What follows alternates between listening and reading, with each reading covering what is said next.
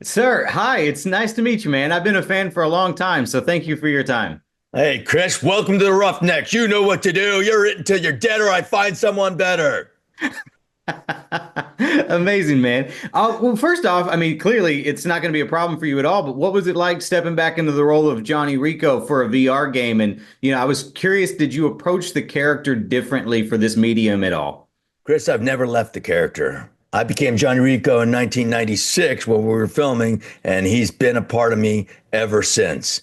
I got to tell you something. It was such a thrill to be a part of that and to have that. And people have, yelled quotes at me through my whole life, which is probably not normal to hear people yell, kill them all when you're at the grocery store or, something like that. But my kids grew up with hearing that, and that's been a part of my life. So I have never let go of it. And when I've gotten to do the voiceover for the pinball machine, different video games over the years, Starship Troopers Extermination just recently for the 16-person shooter, and now Starship Troopers VR, where you get to step into the world. I did the voiceover for that. And I'm like, oh my God, I just played it yesterday, I think it was, for the first time ever. And I was blown away. I got to play with one of the creators, Bobby, who wrote it and everything. He goes, you don't understand, Casper. I was a huge fan of the movie. And then you did the voiceover for it. And I was like, I couldn't believe I got you. And then we just got to kill bugs yesterday. And I was like, yeah, Bobby, we did.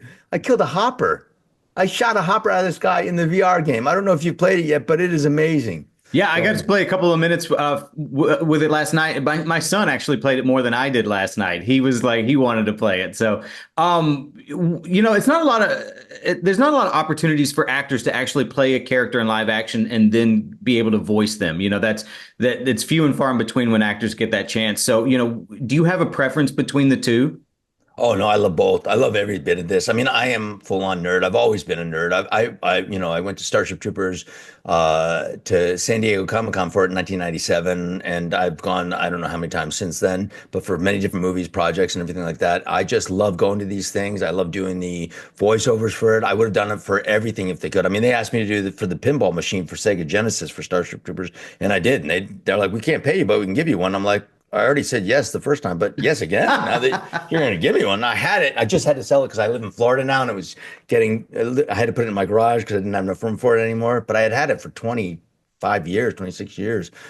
So that was kind of hard to let go of that. But I mean, I love doing this. I love being in this. I play as General J. Rico. So you and your son can come play with me. On MetaQuest, I'm General J. Rico. On PlayStation 5, I'm General J. Rico. For Starship Troopers Extermination, I'm General J. Rico. I live stream it on Twitch as Casper Van Dien. But in the games, I'm always General J. Rico. Big That's nerd. awesome. Love the game. And I play with people all the time that go, it's really you, the actor. So your son can play with me too. You and your son. Oh, that's amazing. Well, we only have one meta quest, so we'd have to take turns. You're going to have to get two. I know. You're not wrong. Uh, how do you think Rico has evolved over the years, and how does the VR game sort of explore new dimensions of his personality or story? So I love that Rico has been around. I mean, he was young and youthful when he joined up for a girl, and now he found out during that movie that he was good at this. He became a soldier, he became really good at it. And now he's the best of the best now, but he also cares more about his troops now. He's started to learn a little bit of like, oh, wait a minute, there's some things going on. But he's still got to get the job done. So I love that he's still professional, really good at what he does, but he loves the arc for me is that he still cares about his troops a lot. And I think that's what you have to have as a in life. I think he's just learned a lot from his life experience, which, being an old guy myself now, just like Rico, I hopefully I've learned from a lot of the mistakes and things that I've gone through in my life. So I love that Rico's had that arc and it's continued in this game as well. You get No, to that's feel it. super cool that you've been able to play that character for such a stretch of time. And, the original film is known for its satirical take on war and propaganda. How does Continuum balance these themes while, still delivering that engaging VR experience?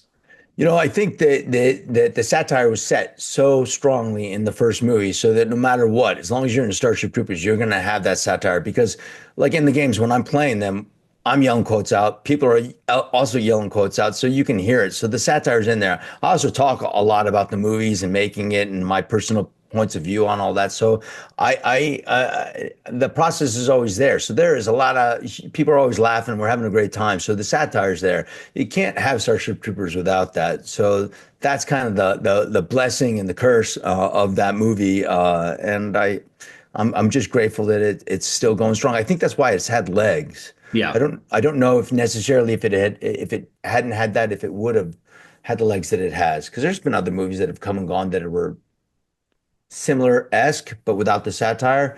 I think the satire and the quality of the the effects have held up so long over the years, and just the intelligence behind the script. Yeah. I agree with you. I think the same for RoboCop. I think that the satire is what makes those movies, stand the test of time. In fact, does it ever surprise you how often people sort of miss the satire or don't understand it, like from the original Starship Troopers? When people missed it, it's amazing to me. I said to them, I said, "Oh, okay," because I'm a huge fan of RoboCop. So I read the book when I was a kid, and when I read the script for Starship Troopers, I go, "Wow, how did I understand this satire when I was a 12-year-old kid?" Went back and reread the book, and I went, "Oh, because it's not in the book; it's just in the script." That's Ed Neumeyer and Paul Verhoeven. That's they're doing. So I had to realize, oh my God, that's their satire. RoboCop, duh.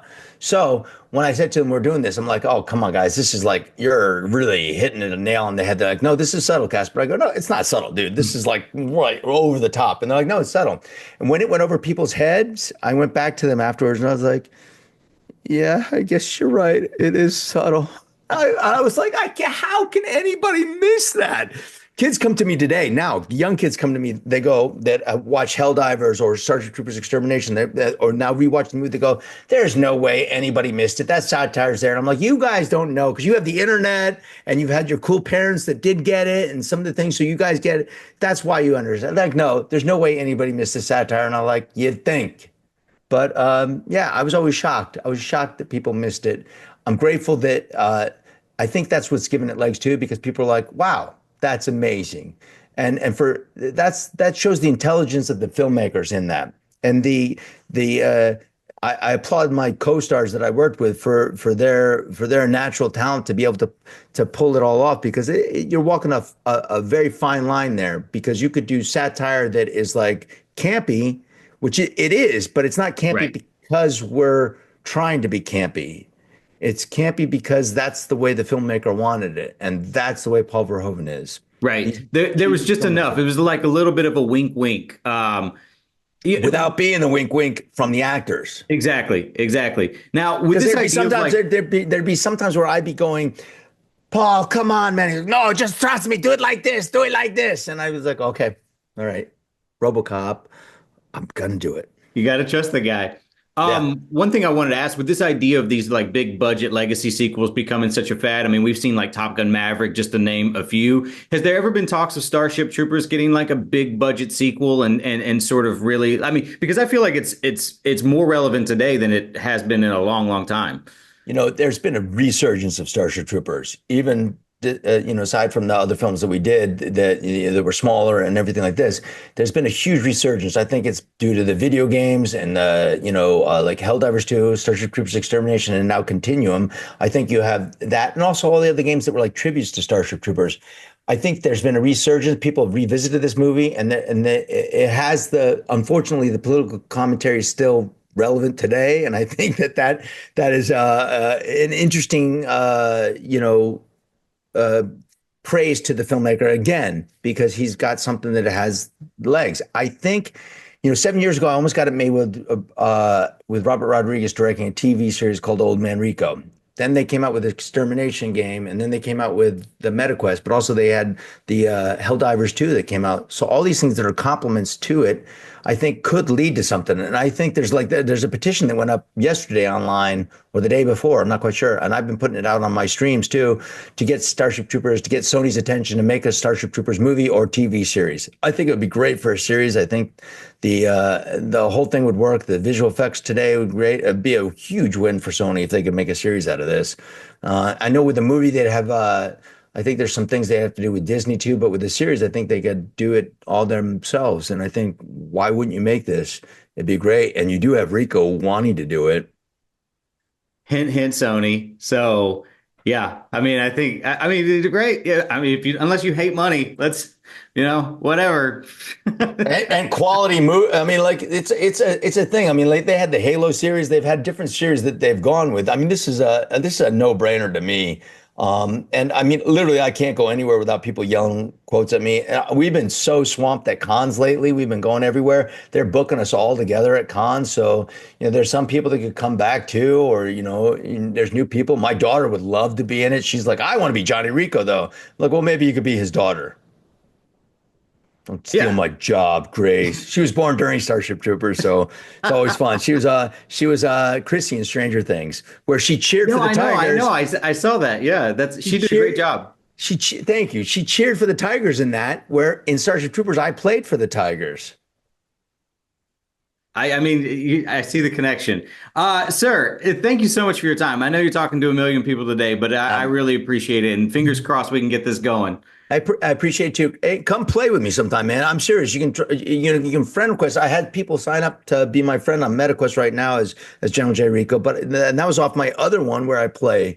So you guys could come if you do play this. I'm new at it at playing, but I'm I'll also kill. new at it. I got like 15 minutes in VR for me before I get dizzy and got to sit down. Yeah, well, I'm gonna sit down while I do it, just so you know. This old man is gonna sit down and play because you can do that. So I'm going to Europe to film on Sunday. I'm bringing my MetaQuest with me, and I'm gonna stream it, so people will see that. So they already know I'm gonna be streaming this game on MetaQuest, Hell yeah. and so come play. Yeah, we're going to send you a friend request. Thank you, sir. All right, see you there, man. Hey, buddy. Welcome to the Roughnecks.